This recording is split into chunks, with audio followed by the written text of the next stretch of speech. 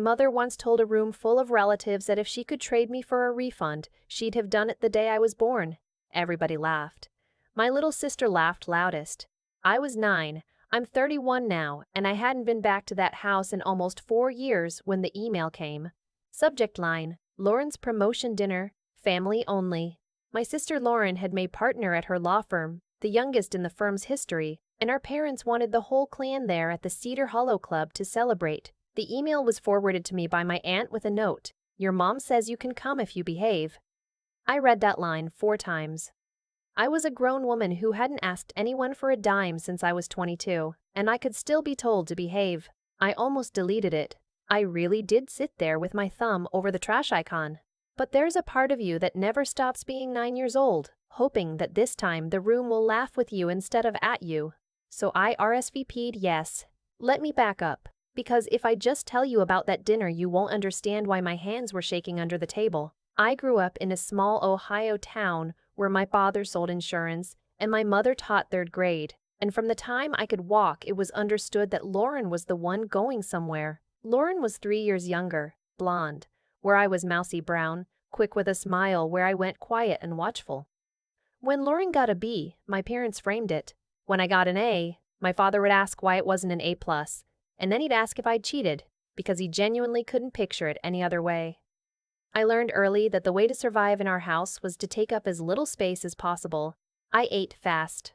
I kept my grades just good enough to avoid attention and not so good that I'd be accused of showing off. I stopped inviting friends over after the time my mother introduced me to one of them as the practice kid. We figured out what we were doing by the time Lauren came along.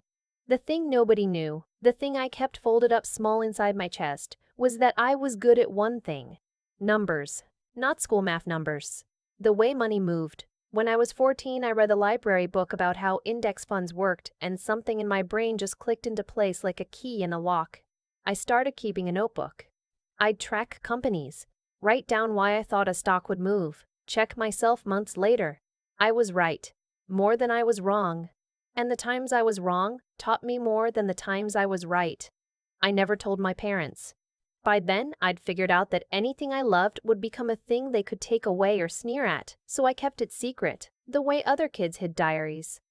I went to a state school on a scholarship I paid for by working 2 jobs because my parents had set up a college fund for Lauren. They told me, without a flicker of shame, that they could only afford to do it for one of us, and Lauren had more potential. I worked the front desk at a gym at 5 in the morning and waited tables at night, and graduated with a finance degree and $11,000 I'd saved by living on rice and canned soup. That $11,000 is where everything starts. I didn't blow it. I took a job as a junior analyst at a firm in Columbus that paid almost nothing, and I lived in a studio apartment the size of a parking space, and I put every spare dollar into the strategies I'd been refining in those notebooks since I was 14. I was patient in a way that scared my coworkers. While they chased the hot thing, I waited. I was 26 the year my returns got good enough that a few people at the firm started quietly asking me to manage their money on the side. That's how it began. Not a thunderclap. A handful of people who trusted a quiet woman who'd never lost their money. I left the firm at 28 and started my own fund out of that same tiny apartment, and by the time that promotion dinner email landed in my inbox, the thing I'd built had a name people in certain rooms recognized. And it managed a great deal more money than my parents would ever be able to imagine. I had a small team I trusted, an office I actually liked walking into, and a reputation for being almost boringly careful with other people's futures. My family knew none of this. They thought I did something with finance in a way that, in my mother's words, never really took off. When relatives asked, she'd say I was still figuring myself out. It was easier to let them believe it. The few times I'd tried to share good news with them, growing up, it had been turned into a weapon, and I'd learned my lesson well. So that's who drove up to the Cedar Hollow Club that Saturday in a car I'd had for 3 years, because I never saw the point in a new one. The Valley kid looked confused when I declined to hand it over and parked it myself in the back lot. I wore a navy dress that cost more than the dinner would, but you'd never know it to look at me. That was on purpose. I'd learned that real money whispers, and the people who shout it don't have it. The hostess found my name on the list and her face did something complicated. "Oh," she said, "you're at table 11. By the service entrance. She said it apologetically, like she knew. Of course I was. Lauren and my parents and her fiancé were at the head table by the windows, and I was 3 feet from the swinging kitchen doors, seated next to my great-uncle's hearing aid and an empty chair. I want to tell you, I floated above it. I didn't. I felt 9 years old. I sat down and I folded my hands in my lap and I made myself small. And I hated that 20 years of building something hadn't changed the shape my body knew how to make in that family. My mother spotted me across the room and came over, and I stood up too fast, knocking the chair. "You came," she said, in a tone that managed to be both surprised and disappointed. She looked me up and down. "You could have made an effort. This is Lauren's night." Then, before I could answer, she leaned in and lowered her voice. "Please don't make this about you. Whatever is going on with your little money thing, we don't need to hear about it tonight." "It's good to see you too, Mom," I said. She'd already turned to go. Lauren's fiancé I'd never met. His name was Reese, and from across the room he looked like exactly the kind of man Lauren would marry. Tailored, easy, the sort who'd been told he was charming so many times he'd started to believe it was a personality. What I didn't know yet, what nobody in that room knew, was that Reese ran corporate development at a mid-sized manufacturing company about 90 minutes away, and that for the past 2 months his company had been in confidential, careful conversations with a fund about a capital partnership that would save 1,100 jobs and keep the whole operation from being sold for parts to a competitor who'd shut it down. The fund was mine. The conversations had been happening with my team. I'd reviewed the deal myself the week before. I'd never met the man on the other side of the table because that's not my job. I look at the numbers and the people, and the numbers were strong and the people seemed decent, and I'd signed off on moving forward. I had no idea his name was Reese. I had no idea he was about to become my brother-in-law. Dinner started. The toasts started. My father stood up first, and he talked for 10 minutes about Lauren, her brilliance, her drive, how from the moment she was born, he'd known she was destined for greatness. He told the story of her first moot court win. He told the story of her law school acceptance. At one point he said, and I am not exaggerating, "You know, people ask me what my secret is, raising a daughter like Lauren. And I tell them, some kids you just know. From day one, you know." He didn't look at me once. I was the other kid, the one you don't know, the practice kid. I drank my water, and I counted the tiles on the floor, and I thought about leaving. Then, Reese stood up to toast Lauren, and somewhere in the middle of it he started talking about the deal that was going to make his career. He couldn't help himself. He said he'd spent months working on something huge, something that was going to save his whole company, a partnership with one of the most respected funds in the region, and that he'd finally gotten the green light that very week. He said the name of the fund. He said my fund's name. Out loud. In a room where my parents had just spent an hour explaining that I'd never amounted to anything. I felt the blood leave my face. I think I actually stopped breathing. Because here is the thing about the deal that had gotten its green light that week. The green light was a single email, signed by me, with one condition attached that I'd insisted on personally, a clause requiring the company to honor its existing pension obligations to retired workers. Because I'd seen too many of these partnerships strip the old people of what they were owed, I'd written that clause myself. Reese had read my words. He just didn't know they were mine. He sat down to applause. My mother dabbed her eyes.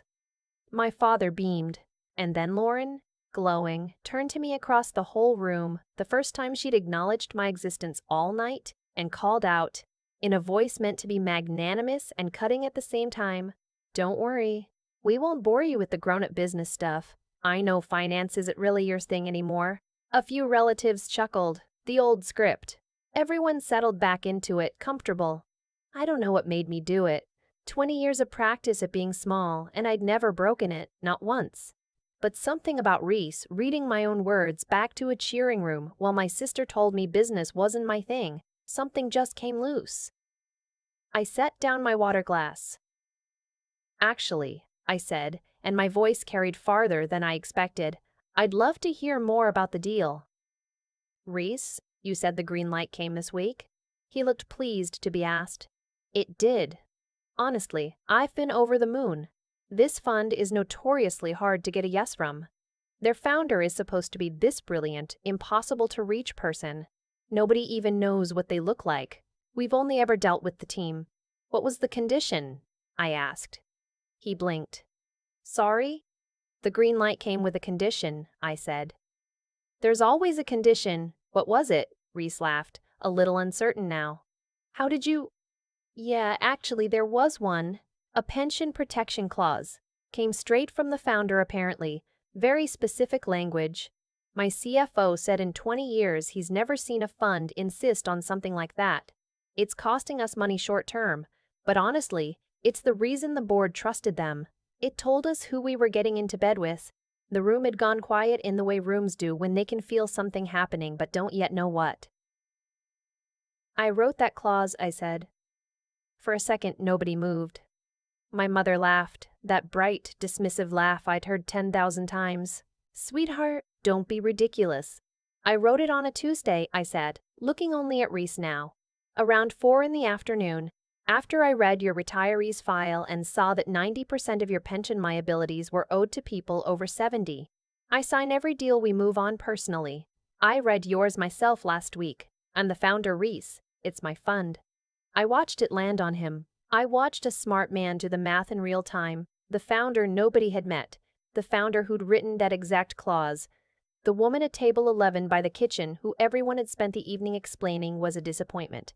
His face went from confusion to something closer to terror, because he understood instantly what it meant. He'd spent the entire night letting his future in-laws mock the single most important business relationship of his career. Wait, he said, very quietly. I'm Lauren's sister, I said. And yes, the silence after that is the thing I'll remember when I'm old. My father, who had never once been at a loss for words about me, opened his mouth and closed it.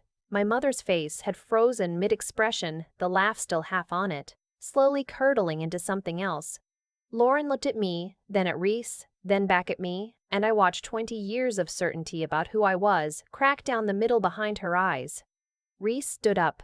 He came around the table, in front of everyone. His bosses weren't there, but his future in-laws were. The whole town's worth of relatives were. He extended his hand to me and said, "It's an honor." Genuinely. The pension clause is the most decent thing I've ever seen come out of a deal like this. I told my whole board it restored my faith in the business. His voice was shaking a little. I'm sorry for what was said tonight. I didn't understand who I was sitting with. You couldn't have, I said. Nobody told you. That's kind of the whole story of my life. I hadn't meant it to come out like that, but it did. And it dropped into that quiet room like a stone into still water. And I saw it ripple across the faces of relatives who had laughed at my mother's jokes for 30 years and were now, for the first time, actually looking at me. My father found his voice. Why didn't you ever say anything? And this is the part that still gets me. He didn't say it with pride or apology. He said it like I'd cheated him, like I'd hidden something he was owed. Because every single time I shared something good with this family, I said, "You found a way to make it small." So I stopped giving you the chance.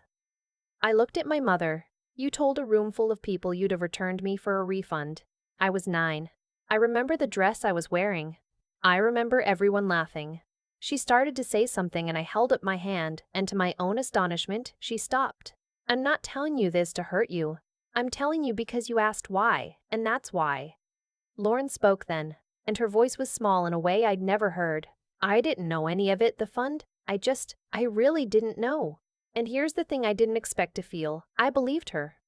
Lauren had been handed a role in this family the same day I'd been handed mine. She'd been told she was the gifted one, so loudly and so often that she'd never had reason to question the story, never had to look too closely at her sister sitting by the kitchen. She wasn't the architect of it. She was just the one it had been built for. I know you didn't, I said. That's not really your fault. You were a kid too. I stood up. I put my napkin on the table. I wasn't going to perform anything else. No speech, no triumph. The truth had done all the work it needed to do. Congratulations on making partner, I told her, and I meant it. And congratulations on Reese. He seems like a genuinely good man, and your company's going to be fine. Better than fine. Those 1,100 jobs are safe, and your retirees are going to get every cent they're owed. I made sure of it before I knew any of you were involved. I looked at her. Maybe think about that. I protected your fiancé's company because it was the right thing to do for strangers. That's the kind of person I turned into, with nobody's help. You could have known me this whole time.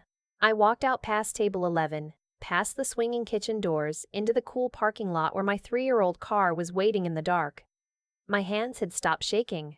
I sat there for a minute in the driver's seat, and I waited to feel triumphant, and instead I just felt tired and clean, like after you've cried hard and the crying's finally done. Lauren called me 2 weeks later, not to ask for anything, just to talk. We're not close. You don't undo 30 years in a phone call, but she's the only one who's tried, and trying counts for something. She told me she'd canceled a family dinner because our mother wanted to use it to smooth things over, and Lauren had said no, that smoothing it over was the problem, that she wanted to actually look at it instead. That was more than I ever expected from her. My parents have reached out, of course. There were apologies eventually, though they arrived wrapped in so much explanation and self-justification that they mostly weren't apologies at all.